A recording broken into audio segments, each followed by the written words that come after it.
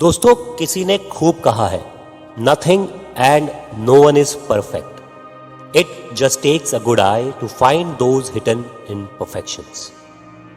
दोस्तों, हम अपने जीवन में अपनी मंजिल को पाने में इतना डूब जाते हैं कि हम अपनी कमियों को अपनी कमजोरी बना लेते हैं। अगर हम अपनी कमियों को अप्रिशिएट करें और उन्हें अपनी ताकत बनाएं तो जिंदगी बहुत खूबसूरत हो सकती है। एक स्टूडेंट अपने जीवन में हायर एजुकेशन पाने के चक्कर में छोटी क्लासेस में आने वाली प्रॉब्लम्स को दरकिनार कर अपनी स्ट्रेंथ पे फोकस करता है। और आज के कॉम्पिटिटिव वर्ल्ड में हम सभी जानते हैं कि कितने लोग अपनी मंजिल तक पहुंच पाते हैं। वैसे ही बहुत कम स्टूडेंट्स ही IIMs, IITs, UPSCs को अचीव कर पाते हैं। बाकी सब स्टूडेंट्स छोटे बी स्कूल्स या इंजीनियरिंग कॉलेज तक ही सीमित रह जाते हैं। ऐसे स्टूडेंट्स लास्ट में डिप्रेस हो जाते हैं और उन्हें बहुत लेट रियलाइज होता है कि वह अपने स्कूल के कितने इंपॉर्टेंट मोमेंट्स को मिस कर आए हैं। अगर वो अपनी हर क्लास, अपने हर दिन को एक मंजिल मानकर जीते और अपनी कमियों पर काम करते तो शायद आज वह रिग्रेट नहीं करते। इसी को हम अपनी इस सुंदर कहानी के माध्यम से और डिटेल में समझने की कोशिश करते हैं। ये कहानी आपके जीवन में खुशियां ले आएगी, तो इसे अंत तक जरूर सुनिएगा। एक बार की बात है, एक गांव में एक साधु रहता था जिसका नाम गुरुराज था।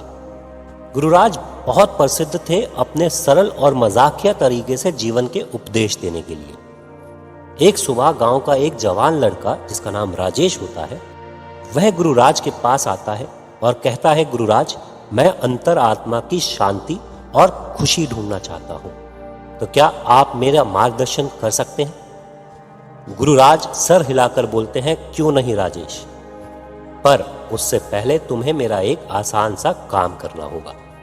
तुम्हें एक लकड़ी की बाल्टी में नदी से मेरे लिए पानी लाना होगा, परंतु ध्यान रहे कि तुम्हारी बाल्टी में कुछ छेद है।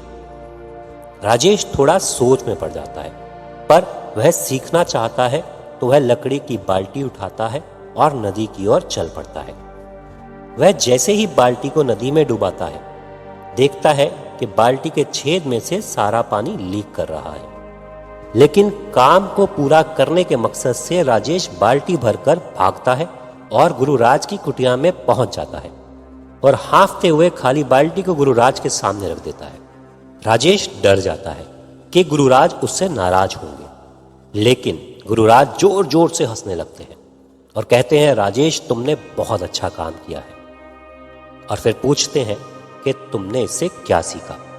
राजेश थोड़ा कंफ्यूज हो जाता है और कहता है, गुरुराज, बाल्टी तो खाली है, मैं पानी को लीक होने से नहीं बचा पाया। गुरुराज हंसते हुए कहते हैं, तुमने बिल्कुल सही कहा राजेश, हमारा जीवन भी इस लीक बाल्टी की तरह ही है। हम सब में कमियां हैं, जैसे कि उस बाल्टी में सुराख। पर इसका मतलब ये नहीं कि हम अपने मन की शांति और खुशियों को नहीं पा सकते। हमारा मकसद कमियों को दूर करना नहीं, बल्कि जीवन के सफर की सुंदरता को समझना और जो है हमारे पास उसका भरपूर उपयोग करना है। यह सुनकर राजेश का चेहरा खिल उठता है। राजेश को रियलाइज होता है कि वह पूरे रास्ते बाल्टी के छेद पर ध्यान देता रहा, जिसकी वजह से वह नदी की सुंदरता और पानी लाने के एक्सपीरियंस को मिस कर गया। और उस दिन से राजेश ने लाइफ को एक नए दृष्टिकोण से देखना शुरू किया। अब वह अपनी हर गलती और हर सीख में खुशी ढूंढने लगा और वह इस तरह अपनी जिंदगी में बहुत खुश रहने लगा। दोस्तों, हमें अपने जीवन में जीवन देखना है। अपनी गलतियों को सराहिए और उनसे सीखिए, आगे बढ़िए, तब आप पाएंगे कि आप अंदर से कितना खुश हैं। अपने जीवन के हर पल को एंजॉय करिए। आपके जीवन में कमियां होंगी, आप में कमियां होंगी, बट ये कभी नहीं भूलना कि उन कमियों में भी खूबसूरती है, जो कि आपके लिए सही मायने में मैटर करनी चाहिए।